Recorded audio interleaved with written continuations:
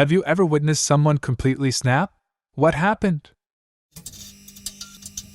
I had a coworker get up from her desk, throw her keyboard against the wall, and go sit in the corner and start bawling uncontrollably. The reason? All of the data in her payroll program had been deleted. What actually happened is that she opened the wrong program. Everything was just fine in the correct program. I worked at a Mexican grill years ago. The older, quiet dude who always kept to himself but was basically pleasant just lost it one day. He was chopping chicken to put on the line when one of the line employees called out, 86 chicken! The guy loses it. I'm already making chicken. He throws the chopping knife sideways at the wall, and the tip of it sticks. He pulls it out and throws it again, towards the line, narrowly missing an employee. The knife lands in the barbacoa, splattering juices all over. Then he calmly took off his gloves and apron and left. Having worked in that setting, I understand. Yeah, I washed dishes for a couple years and I quit because the cooks were fucking a-holes. I get it, it's a stressful job, but they took it out on me constantly. Fuck that. Middle school. Little skinny kid. Strung out all the time and kinda bad in school, but not mentally ill, just had a shit home life. And it made him look like a druggie from lack of sleep and, I suspect in hindsight, regular meals. He was quiet, usually polite, but really didn't have any friends that I can remember. There was this little group of middle schoolers that just picked on this guy all the time. Spread rumors about his family behind his back, accidentally bumped shoulders with him in the hallway to make his books scatter, accidentally spilling drinks during lunch to get on his clothes, and countless other things to inconvenience this kid and humiliate him. I can't remember if they had a reason, and people reported them to teachers a couple times, but they always insisted it was all accidental, and the kid just had bad luck. They got detention at worst. Most evidence was circumstantial. Skinny kid didn't act out towards them, didn't defend himself, just kept his head down and trotted on. One day, his locker was a few doors down from mine. He had dropped a pencil. I happened to pick it up and hand it back to him. He gave me a smile and tucked it into his pocket. Watch this, he said, in that quiet, barely there voice of his. The little a-holes were coming back down the hallway. I'd seen it happen enough that I could already tell they were aiming for a body check. Something about the way they focused on him while they walked, and kinda drifted sideways to be in the center of the hall instead of one side or the other. He had his books in one hand, and the other hand in his pocket as he started walking down the hallway toward the group.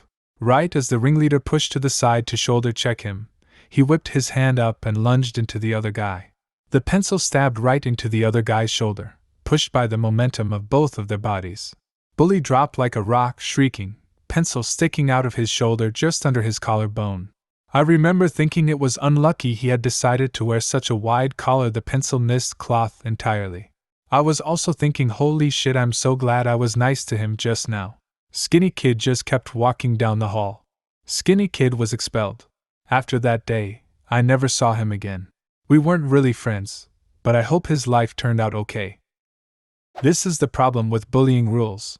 If the admins had taken an interest and watched what those dicks were doing, that particular jerk wouldn't have been stabbed and, of critical goddamn importance, Skinny kid wouldn't ever have known what it is to stab out of impotent rage. I worked in this rehab halfway house a few years ago, and this one kid would repeatedly steal other residents' money. I basically caught him in the act and confronted him, and he absolutely flipped. He took out his wallet, ripped up all the money and threw it into my face. Something changed in that moment and his face was just pure rage. I noped out of there real quick and he chased me down the stairs and then outside where he proceeded to scream at the top of his lungs, not saying anything, just screaming. He eventually walked off and didn't see him for hours. The next day his counselor asked me what happened and I told her. Then she proceeds to tell me, "Poor kid, he's just nervous about his court case today." Me, what's the charge? Counselor, assault with a deadly weapon. Thanks for the heads up. 210 job would not do again. My dad was in traffic once, and he saw a car break down. The guy, wearing a business suit, casually got out of the car, opened the trunk and got an aluminum baseball bat. He then proceeded to beat the living shit out of the car. Windows, lights, the whole work. Once he was finished, he fished out his briefcase from the now ruined car, ripped off the license plate from the car, then casually calmly walked to work, we think. Car in relatively good shape keeps breaking down. Mechanics keep replacing things, but it still sucks, and the same phantom issue keeps popping up: low idle, overheating, stalling out, etc. Finally breaks down again, and guy has had it. Calmly smashes windows, mirrors, panels, radiator, rips up seats, and pours water into the gas tank. Leaves to go to work. Calls cops to say he broke down and had to leave vehicle on side of road, but a tow is coming. Acts surprised that vehicle was vandalized. Collect insurance. Source: insurance fraud. I used to work as a private security guard, and one of the most common assignments was working weddings, which was usually a nice change of pace from the usual work sites. So I'm at this wedding, and the two Hispanic families are fairly large, and booze is freely flowing. For the most part they were loud, but there wasn't any trouble. The rest of the reception goes off without much issue aside from me observing the crowd, and I see a guy that looked quite discontent at reception. I figured he wasn't too social. I thought it would mostly be uneventful.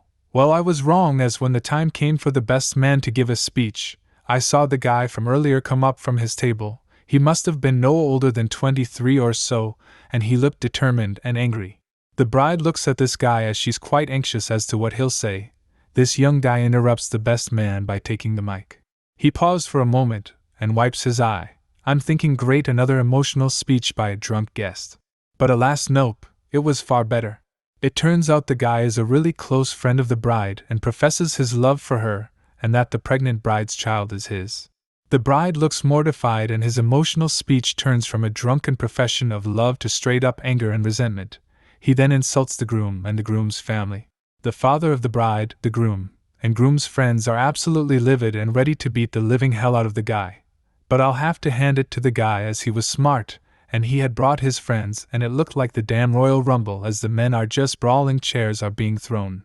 The bride is leaving sobbing, her friends and family in tow. It's just sea of people before the other family members and a few my fellow guards could even get there to even attempt to break up the fight. By then the cops were already there. Quite a few people were arrested. The venue was pretty much trashed. When I worked behind the counter at a gourmet deli and a natural foods grocer, there was a day where this one lady had been served a piece of fish by another employee. I hadn't been a part of this transaction. However, I was the one who helped her when she returned to the counter to complain about the fish. She handed the box back to me, saying, "Hi, I asked for a piece of the halibut from the hot case, and this is a piece of chicken." Not knowing that she was off her fucking rocker, I took her at her word and replied with, "Okay, sure, I'm sorry for the mistake, let me help you out." I took the box that her food was in and prepared to grab her some halibut, but thought maybe I should check the inside of the box just to see what happened. I peek in there, and what do I find other than a piece of halibut at this point? As gently as I can, I tell her, "Ma'am, I'm happy to grab you another piece of fish, but it's only going to look like the one you've got right here, because this is indeed a piece of dash." At this point she cuts me off and starts screaming at me, "Don't tell me that's a piece of fish! If you tell me that's a piece of fish, I am gonna be so mad I'll spit in your face." This lady was old and disheveled looking, so I decided to take her at her word and retreat from the situation as quickly as possible. Grabbed her another piece of fish and told her sweetly that I hoped her day continued to be as wonderful as it had clearly been. Flagged down a manager who followed her around the store to make sure she didn't break steel shit, as she proceeded to walk through the store ranting loudly and profanely about how nobody respects her, and how she wanted to spit in my face. Seriously, you meet the weirdest fucking people working in a grocery store, especially an upscale hippie one. Saw a stripper go insane. She climbed on stage, screaming like a banshee, grabbed the stripper pole and started shaking it like an unwanted baby. The manager came behind her and grabbed her in a bear hug. Stripper shoved her fake nails, the super long ones, in manager's eyes. They pierced both eyelids. The guy later told me that he could feel the nails scratching the back of his eyeballs. I have no idea on what kind of drug she was on, but the manager threw her outside on the ground. He then punted her down a flight of stairs so hard she actually flew and landed face first in the parking lot. She got up like nothing happened, and resumed he screaming and running around. During a charity event, the manager of a pizza place I used to work at couldn't handle the stress. After being hit with a string of complaints, he finally yelled out in a high-pitched voice, "I hate working here." He proceeded to pound his head on the walk-in door, leaving a few dents behind. He was 23 at the time. This winter I had a layover in Denver Airport. Me, and every person who flied with Frontier was stuck there for 3 days. I had to switch flights 3 times and to 2 different locations. I had joined a group of people who were also trying to fly back to Southern California, and we were waiting for the last flight to LA. I was supposed to fly into San Diego. An alarm went off with a message. "This is a tornado drill. Please make your way to the tornado shelters downstairs." I then observed a man stand up, start to laugh uncontrollably, collapse onto the floor, still laughing, and had to be carried off for some type of help. I would have done the same, but I had not slept in 3 days and was about 6 shots of vodka, so I was in a marginal coma when it came to reacting. But the man had lost his mind by losing another trip home. Do you have a similar story?